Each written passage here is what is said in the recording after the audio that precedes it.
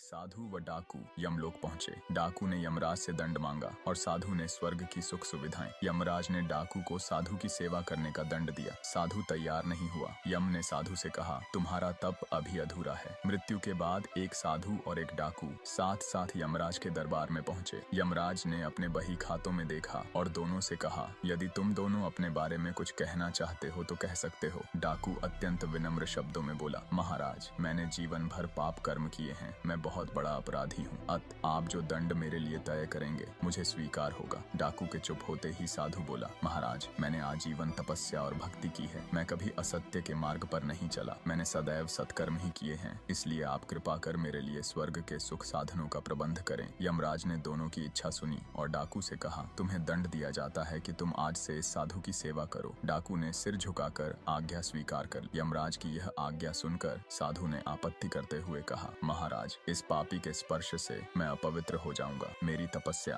तथा भक्ति का पुण्य निर्थक हो जाएगा। यह सुनकर यमराज क्रोधित होते हुए बोले, निरपराध और भोले व्यक्तियों को लूटने और हत्या करने वाला तो इतना विनम्र हो गया कि तुम्हारी सेवा करने को तैयार है, और एक तुम हो कि वर्षों की तपस्या के बाद भी अहंकारग्रस्त ही रहे और यह न जान सके कि सब में एक ही आत्म तत्व समाया हुआ है। तुम्हारी तपस्या अधूरी है। अतः आज से तुम इस डाकू की सेवा करो।